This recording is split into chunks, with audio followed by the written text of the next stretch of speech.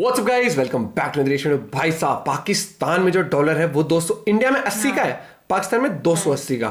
तो इसके बाद 280? पाकिस्तान मीडिया क्या कह रही है, क्या बवाल कटा है वहां पर, देखते हैं जरूर वहां की क्या प्रतिक्रिया रही है न्यूज वालों की। ओरिजिनल वीडियो का लिंक डिस्क्रिप्शन में हिंदुस्तान स्पेस चैनल से वीडियो कर दें लाइक, चैनल पर तो प्लीज सब्सक्राइब। 1 2 3 let's go. बहुत बुरी हालत है, यानी समझे धोबी पटका पड़ रहा है और ट्रिपल सेंचुरी की तरफ जा रहा है डॉलर। उनका डॉलर जो है तकरीबन 80 रुपए के राउंड अबाउट है इंडियन रुपी के, और हमारे यहाँ पे है 270। कितना ज्यादा फर्क क्यों आ गया, ये मेरा सवाल है। ये नहीं मैं कह रहा डॉलर कि वो कैसे बेहतर होगी। वो जो आप कंटेनर्स की बात कर रहे हैं, इस वक्त ये सूरत हाल है। आलमी एयरलाइंस ने धमकी दे दी है, उनके को $250 मिलियन से ज्यादा फंस गए कि फ्लाइटें पाकिस्तान में बंद कर देंगे। आज की बल्कि एक और खबर मैं बताना चाहता हूँ आपको। सर बढ़िया कहते हैं, जिसमें मैं तो खुश हूं। कहते हैं कि कैंसर का इलाज भारत इजाद करेगा, बल्कि एक किस्म के कैंसर का उन्होंने वहां तजर्बा किया, उसका इलाज उन्होंने दरियाफ्त कर लिया। यानी $1 पर 85 रुपए गिरा, जो पाकिस्तान की तारीख में कोई मिसाल नहीं है। और रोटी 60 रुपए की होने वाली है। सारे चोर ने, शहबाज शरीफ चोर है, इमरान खान चोर है, जरदारी भी चोर है, चोर है, हुक्मरान बनाया है। जो आपके साथ इंटरनेट की और डिजिटल कंपनीज काम करती हैं, वो कह रही है कि पाकिस्तान के साथ वो राब्ता खत्म करने वाले हैं।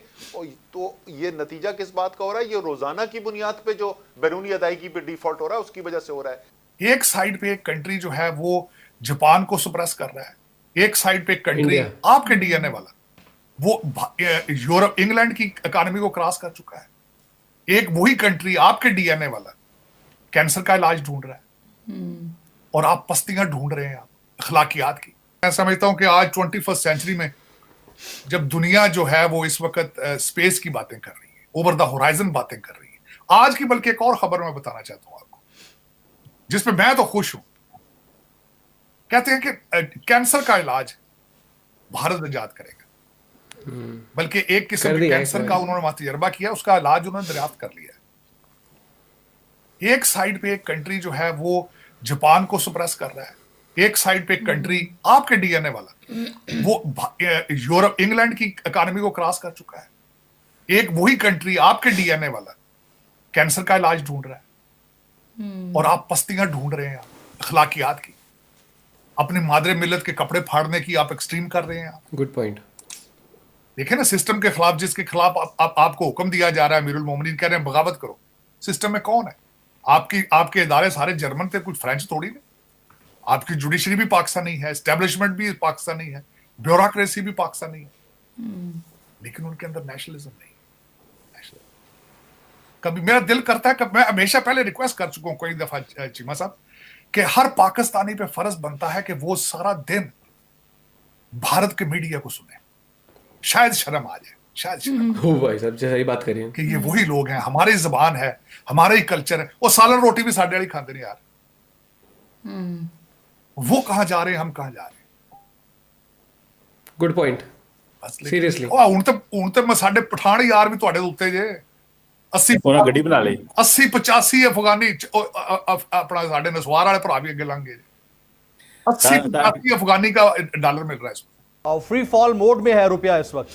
बहुत बुरी हालत है, यानी समझे धोबी पटका पड़ रहा है और ट्रिपल सेंचुरी की तरफ जा रहा है डॉलर।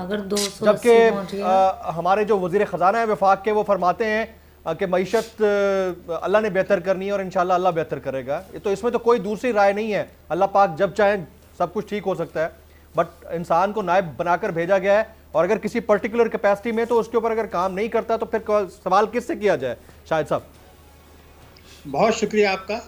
मैं आपसे अर्ज कर दूं कि गुज़िश्ता 11 महीनों में पाकिस्तान की मईशत को जिस तरह दानिस्ता तबाह बर्बाद किया गया है, उसकी पाकिस्तान की 75 साल तारीख में कोई मिसाल नहीं मिलती जी। जो हिकमत अमली अपनाई गई, हाल ही में तो अपनाए गए, वो कौमी सलामती और कौमी मफादात से मुतसादिम थे और कुछ फैसलों को मैं कहूँगा कि पुरअसरार थे और उनको वो डिफेंड नहीं कर सकेंगे। कभी अगर कटहरे में लाया जाता है तो उसका जवाब नहीं पेश कर सकेंगे ये क्यों किए गए।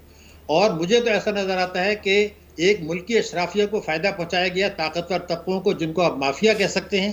एक और बैरूनी माफिया है, जो एक मुल्क है जो पाकिस्तान को गैर मुस्तकम करना चाहता है, उसके भी अज़ाइम पूरे किए गए और मुल्की अशराफिया और बैरूनी अशराफिया का ये एक नापाक गठजोड़ था जिसकी वजह से पाकिस्तान में ये तबाही बर्बादी आई है। लेकिन मैं इसको एक्सप्लेन करने से पहले 3 फिगर्स दे दूं तो हर चीज वाज़ेह हो जाए कि हुआ क्या है। देखिए 28 फरवरी को 2022 को हमारा डॉलर जो था $1 177 रुपए 177.77। अब उसके बाद 11 महीने में ये हो गया 262, यानी $1 पर 85 रुपए गिरा, जो पाकिस्तान की तारीख में कोई मिसाल नहीं है।